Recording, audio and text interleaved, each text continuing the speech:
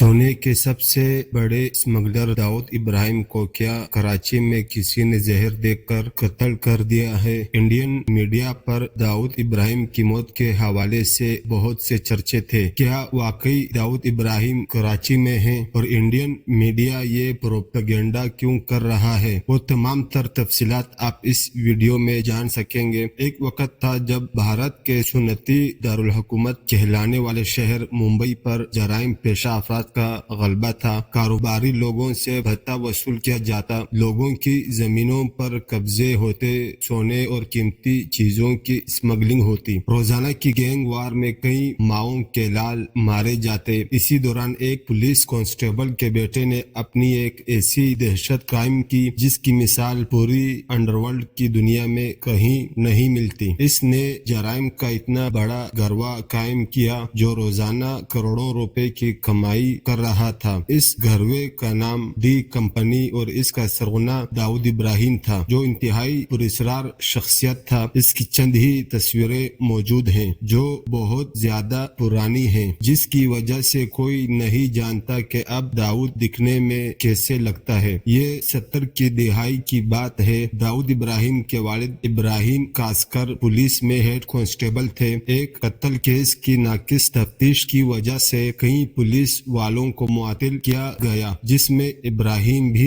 शामिल थे। इसी मुअत्तली की हालत में इब्राहिम पुलिस फोर्स से रिटायर हो गए। रिटायरमेंट के बाद घर वालों का पेट पालना इंतहाई मुश्किल हो चुका था। इब्राहिम छोटी मोटी नौकरियां करके अपने बच्चों का पेट पाल रहे थे। इनका बेटा दाऊद स्कूल में था, लेकिन फीस न होने की वजह से इसे स्कूल छोड़ना पड़ा। घर में गुर्बत और फाके देखे तो दाऊद इब्राहिम ने मोहल्ले के लड़कों के साथ मिलकर छोटे मोटे जराइम करना शुरू कर दिए। ये लोगों की जेबें काटने लगा और सिनेमा के टिकट्स ब्लैक में बेचने लगा। ये अपने इलाके में दुकानदारों से भत्ता भी वसूल करने लगा। थोड़े ही अरसे में इसने चोरी चकारी और लूट मार भी शुरू कर दी। जल्द ही ये मुनज़्ज़िम जराइम पेशा गरवा का हिस्सा बन गया। इस गरवे का नाम पठान गैंग था, जिसको दो भाई चला रहे थे। कुछ अरसा तो मामला ठीक चलते रहे, लेकिन फिर इख्तिलाफात पैदा हुए। दाऊद और इसका बड़ा भाई साबिर इस गैंग से अलग हो गए। दोनों भाइयों ने डी कंपनी के नाम से अपना एक अलग गैंग कायम किया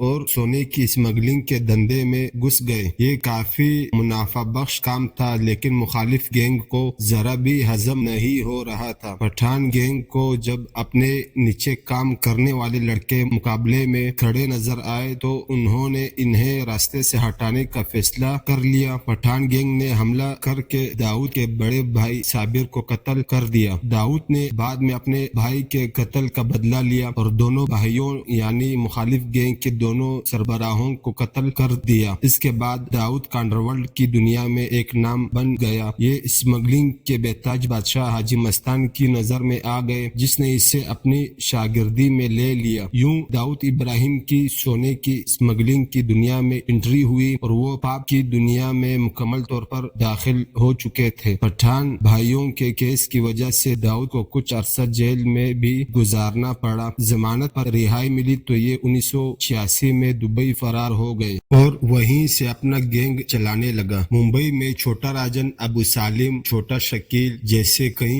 कारिंदे दाऊद के काम संभाल रहे थे। हर तरफ इसकी दहशत फैली हुई थी। ये बड़े बड़े प्रॉपर्टी डीलर्स, सुनतकारों और अमीर लोगों से भी भत्ता वसूल करते। दाऊद इब्राहिम का नाम अब इतना बड़ा हो चुका था कि इसके एक फोन कॉल पर तमाम के तमाम काम हो जाया करते थे। इसके कारिंदों को सिर्फ यही धमकी देनी होती थी कि भाई की दुबई से कॉल आई है। इसके बाद बड़े से बड़ा आदमी भी पसीने में नहा जाता था। दाऊद इब्राहिम दुबई से अपना नेटवर्क चला रहा था, जिसमें नत नए लोग हर रोज शामिल हो रहे थे। दाऊद इब्राहिम की जिंदगी में अहम मोड़ तब आया जब बाबरी मस्जिद को शहीद किया गया। बाबरी मस्जिद की शहादत के बाद पूरे भारत में हिंदू मुस्लिम फसादात फूट पड़े। सबसे शदीद किस्म के दंगे मुंबई में हुए। कहा जाता है कि इन्हीं दंगों के बाद 1993 में मुंबई में बड़ी कार्रवाई हुई। एक ही दिन में मुंबई के 12 मुख्तलिफ इलाकों में बम धमाके हुए। इनमें 257 अफराद हलाक और 1400 से ज्यादा